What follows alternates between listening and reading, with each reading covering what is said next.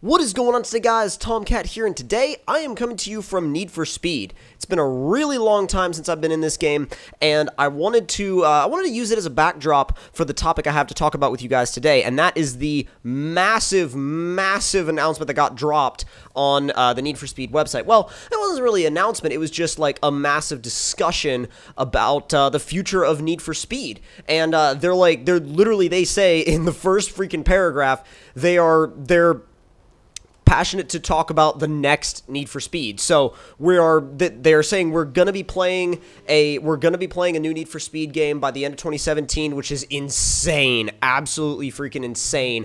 And I am so pumped about it. I am so excited. Number one, because if you read through this, number one thing that I'm most excited about is the fact that they say that the future looks bright, and I'm very excited to see what that's all about. Now, basically, the thing is, bright future. What could that mean? Well, maybe daytime. If that means what I think it means, and that is what they're hinting at, then oh my god, that would be sweet. And not only that, but the picture here looks like the tail end of a 350Z, which is also freaking awesome. Now, customization, they talk about real quick, and they get it out of the way. They're like, look, everybody loves it. I mean, they're like, we love it, our players love it, so why not keep it? They're keeping customization 100%. And actually, if you look at that Z, you can see that it's got a wing, and it looks like it's got some custom graphics as well. I don't know if that's a wide body fender or not.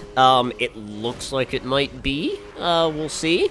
But I think honestly though, one of the biggest things too that I'm excited about is, like, it looks like it's set out. It could be set somewhere out in the like a mountainous desert almost. The fencing looks kind of, I don't know, you can't really pick out much from fencing. The fencing could be pulled straight out of Fallout. You don't know. But it's like you never know where these games are actually set, but it's kind of got a deserty vibe to it, especially with that motel sign and that sky with the bright sun. It's really telling of kind of almost like a western deserty environment, at least in my in my opinion. Now, they also say here that there's going to be events in the canyons. So, canyon racing? Does that mean toge battling? If that means we have toge battles in Need for Speed, whoo, that's gonna be like, oh my god. I mean, I know we had toge battles in this game here, but that's gonna turn the action up like another massive notch. And I don't know why I took a RX-7 with no nitrous into component parts. It was a bad idea. And again, please forgive my driving in this particular game. I haven't played Need for Speed 2015 in so long. Like, I got back on this game for the first time in, like, I don't even know. Like, I literally don't even know how long it's been. And when I don't even know how long it's been since I've played a game, it's been a hell of a long time. So, please, again, forgive my driving. I haven't really warmed up that much on this game yet. I would need to practice it a good bit more to build my skills back up.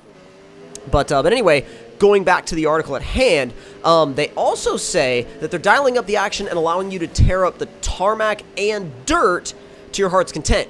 So that's like straight out of nowhere. Now, the only thing is, that could mean like a variety of things. That could mean like little dirt shortcuts, or, God, if they had some freaking, I don't know, crazy off-road, I don't know, that just doesn't seem very Need for Speed though. Like, it's a little bit different. It'd be definitely a different direction if they did something like that. But again, I have no clue. I have no clue where they're going with that whole dirt suggestion, but that's definitely something to watch out for and something to keep an eye on as they move forward with this game. And I, for one, am super excited. But the next thing I wanted to talk about is cops, because cops are a massive deal in Need for Speed. Cops are something that we have always been huge fans of in Need for Speed, or at least I have. And that's honestly, like, dude, that, like, the cops play such a big role that it's almost weird to not have them, right? But there's for example, they say right here that for example, right out of nowhere, the cops could bring a rhino into a street race. You guys remember rhinos from Most Wanted 05? Because if you don't remember rhinos from Most Wanted 05, go back, play Most Wanted 05, refamiliarize yourselves for a little bit with what the rhinos are, and then realize how insane and intense that is of a statement. Like, considering the fact that they're like, oh yeah, by the way, a rhino could show up.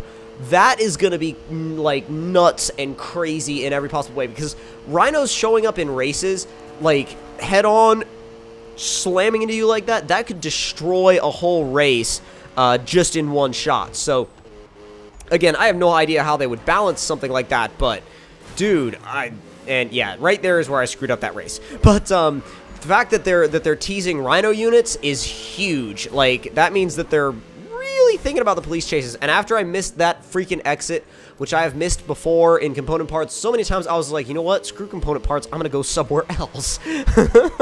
But anyways, they also say that you'll be able to not only play through a single player campaign completely offline if you so choose, but you will also be able to pause the game and just, you know, just straight up pause it with nothing else going on and actually, you know, freeze the action and freeze time in the game. You know, a proper pause, which I think that is a little, that's a little bit of an odd thing to say, oh yeah, you can pause the game, but if you remember from this game, that was a big deal, right? That was a big deal with the, you know, with the online and, you know, the pausing system and stuff like that. It was a little funky, and a lot of people didn't really care for it, so I'm happy to see that back, because again, it shows they're listening to the community. It really shows how they're listening to the community and taking all these suggestions for the next game, and I for one, like I said, am so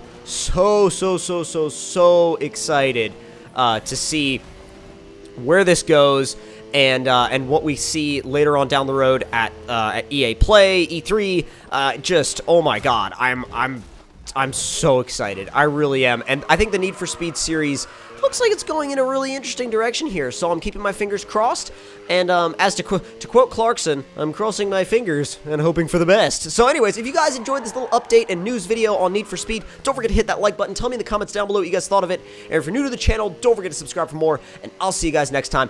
Talk to you guys later.